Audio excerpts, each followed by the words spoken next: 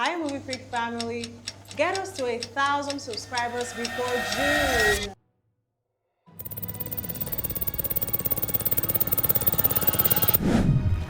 How many subscribers do we have?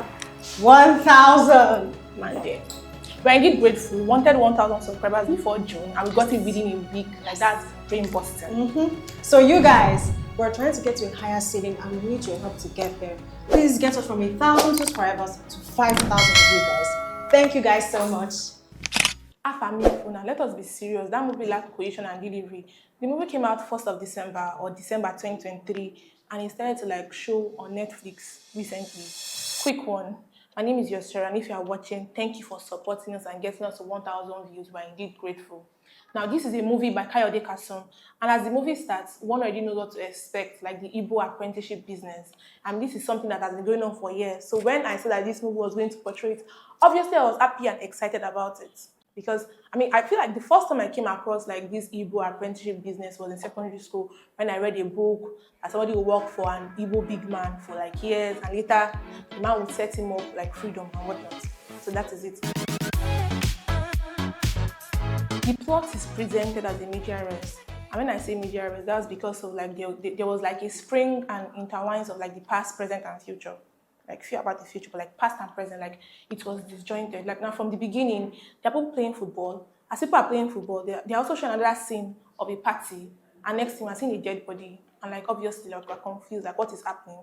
And when the movie starts, that is when we now understand, why the party is going on and who the dead body is. The dead body in the beginning of the movie serves as a foreshadow technique. I say foreshadow technique because of, that is the first thing we see. And later, as the plot progresses, we're going to understand why the dead body was probably important or paramount to the movie. And that was the main conflict of the movie. Now let me give a quick summary. Afamefuna is the story of a young boy. Let me call him Afam. Let me just shorten it to Afam. Afam lived in Onitsha, and when he was 17 years old, after his father died, he came to the city to make a name for himself. And, obviously under the Igbo apprenticeship business, and they call them Owa boy. Then he goes to meet a rich Igbo, his mom takes him to go and meet a rich Igbo businessman, learn a trade for a few years, and later finish and get established. And next thing, he's established, and next thing, somebody is dead, and now he's now entangled to the death of the person. Now in present time, the police is played by Segun Arinze. He comes to call Afam for questioning. This is not present time, calling Afam for questioning that, what do you have to do? This dead body, we're investigating you about this dead body, da da da da da. And now, I was shocked when Segun Arinze started speaking an Hausa accent. It just goes on to show that actors are very fantastic and there's nothing they cannot do. That is why they're actors. But then I was confused, the code mixing that was going on. Okay, now you put the police station here.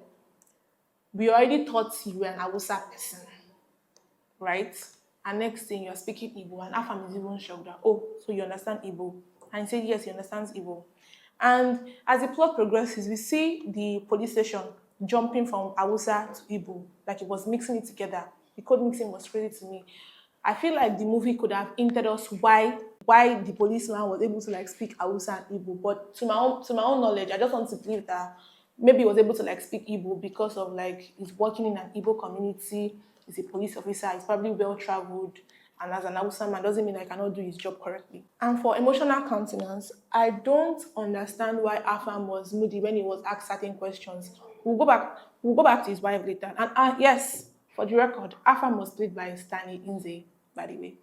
Yeah, very fantastic actor, by the way. So when they were asking him questions about, who is Paul to you? Paul is dead. He was wow, Paul is dead. And they're asking you questions and you start getting moody. I really do not understand why I was getting moody because of the relation. It did not just make sense to me. Now they're asking you of how you knew Paul. So you start from the beginning of how you came to the city, and Paul was one of the boys under Odogo. Odogo was played by Kanayo. So Kanayo was Afan's boss. I get it. But then what I did not understand was when you are explaining and giving the police officer a chronological story, why did you have to mention the racketeering parts at the customs office? I do not get it. They're asking you questions, how do you know Paul? And next thing, they're giving us a story about how you must have helped your boss when customs seized seize these goods, and I feel like that we did not need that piece of information. And even if they wanted to do something based on customs, because I mean, from that scene, we got to understand the meaning of racketeering and about how customs will just like seize people's goods unlawfully. It did not make sense. Trying to like use their power, and also seeing one of the customs officers speak to Afam rudely, like, excuse me, it is our tax money you people are using to, is that our tax money is literally people's salary. So I really do not understand. I feel like if they wanted to just like force us into like customs scene, I feel like they should have just like probably given us a story on that if you want to give us that unnecessary story, because now they're asking you relation to Paul and giving us that. I feel like it was unnecessary. And now for Amaka. Amaka was Afam's wife, and Amaka was also Kanayo's daughter, which is Odogu's daughter. And she's played by Atlanta Bridget Johnson or something, but Atlanta Bridget. Very beautiful woman by the way. So obviously your husband has been picked, and next thing they come and pick you up, so they want to question you. Did the police officer see you as somebody that is so important that they decide to interview you in your house? Like, I don't get it. They called you for questioning here. So why are we seeing a beautiful background, beautiful chairs? Like, I really do not understand. I feel like that part, I feel like they did not do it very well. They're asking you how you knew Paul. And basically, you knew Paul because of, like, you dated him in the past, you had something to do with him, and that was the end. So when you're asking how you know Paul, then why are you moody? Like, I really do not understand how you moody. I can get you being moody because of your husband has been taken and Paul is dead, but like, it was so unnecessary. Like, it was very, very unnecessary. And Ineka is Kanayo's, Ineka is Odogu's niece.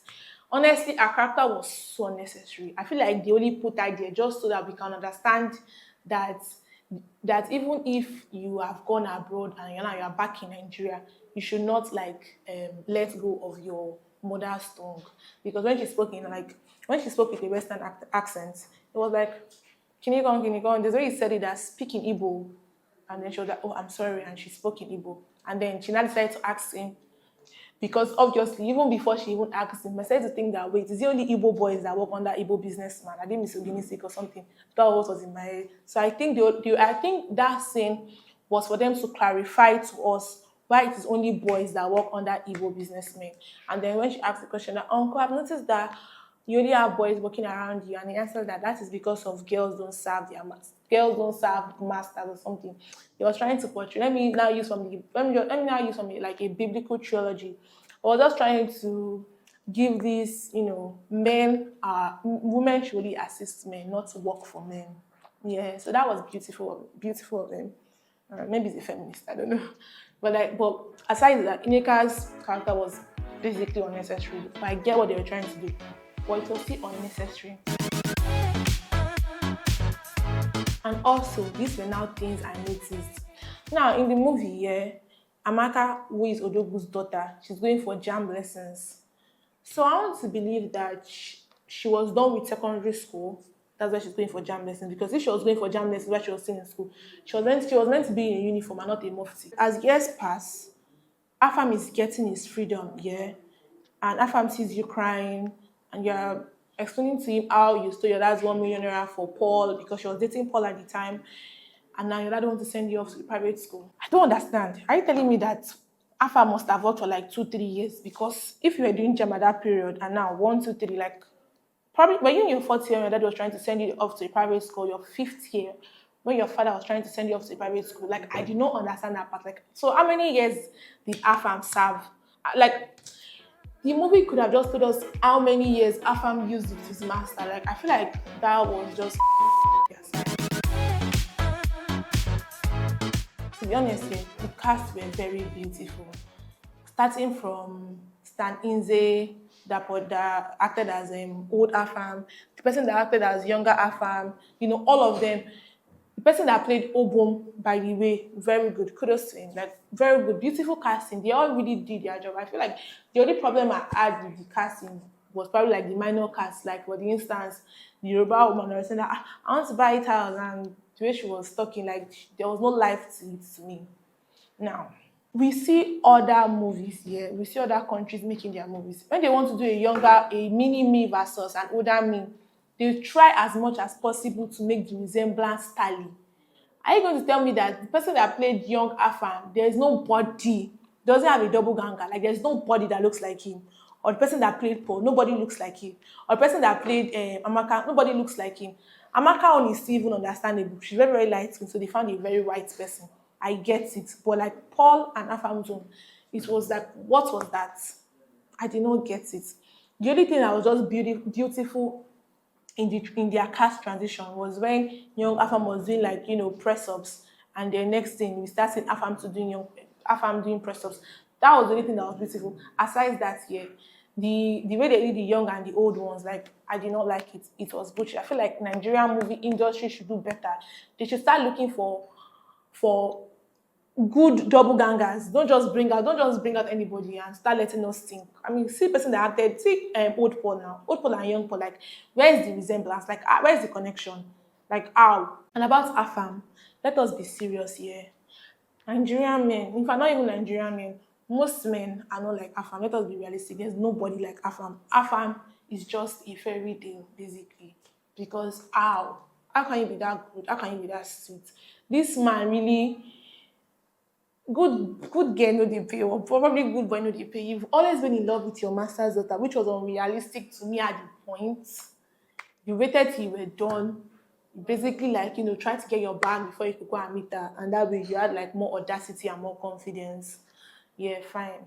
And even the subtle paternity fraud, like Amaka saying that she, like, how will Amaka not know that Paul was the owner of the baby in her? Like, no, that, I feel like that was nonsense. That was bullshit.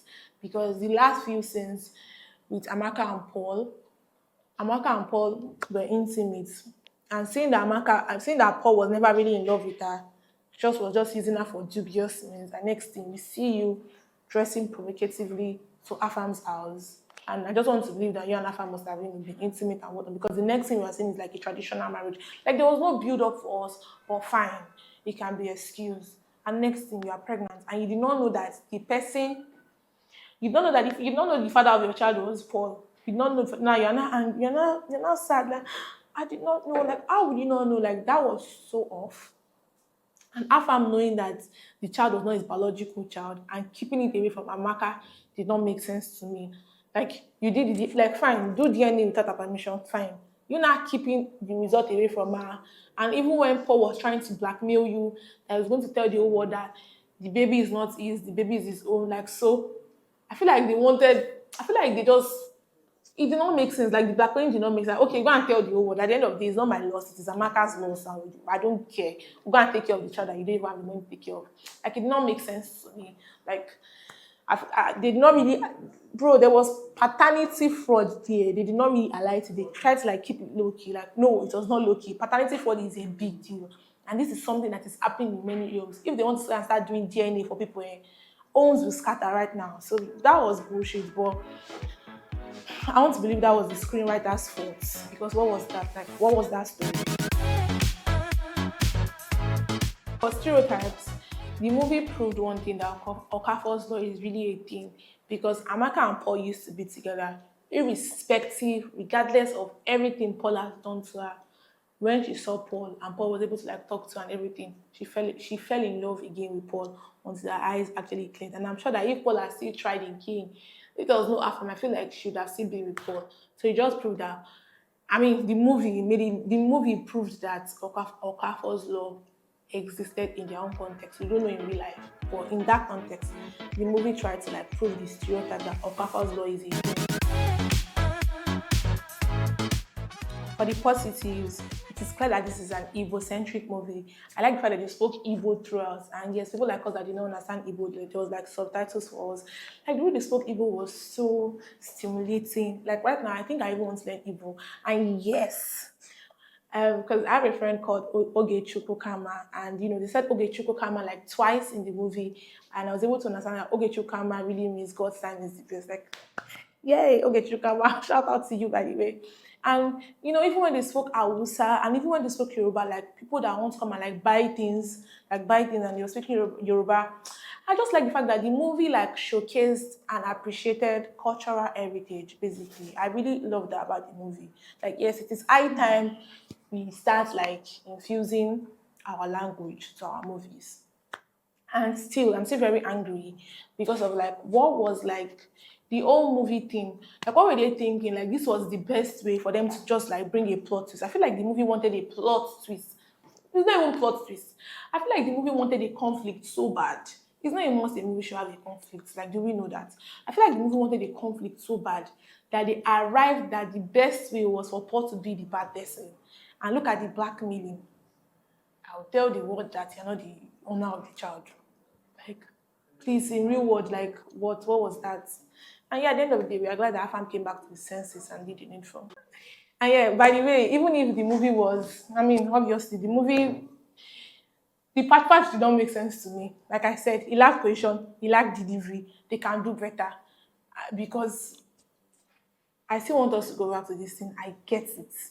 You want to talk about the human boy, Igbo apprenticeship business. And you know, yeah. And they tried to like portray the Igbo sense community, but they acted it in just like only 2 scenes. I guess it's fine. Just the way they acted the Igbo brotherhood community, I feel like they should have acted more of the apprenticeship because you know, I kept on wondering because the man was doing more of explanation with his mouth, telling story instead of them acting it out. And when somebody came to come and borrow money from Odogwu, I was like, I don't have money, oh. I just gave 2 of my boys freedom. We don't know who these boys are. We just know that he said it with word of mouth. Like, this is what I'm trying to say. Like, he said everything with words of mouth. We never saw these things happening. Till now, I don't know where Obum was. If Obum was transferred to another shop, like, fine, tell us. If Nonso was transferred to another shop, like, yeah, tell us. But that's the movie. But aside that, yeah, the music, the sounds they use, good, fantastic. The masquerade, the party, their clothing, everything was good. But then, if I'm going to be honest, I'm going to rank this movie 5. I feel like this movie can do better. Like, I want another movie that's going to portray this Igbo business. In fact, I want a movie on Igbo business, basically. Take us to Enugu, take us to Abakaliki, I don't care. I want a movie that's going to portray the Igbo business community. And that's it for today, guys. See you in the next video. Bye.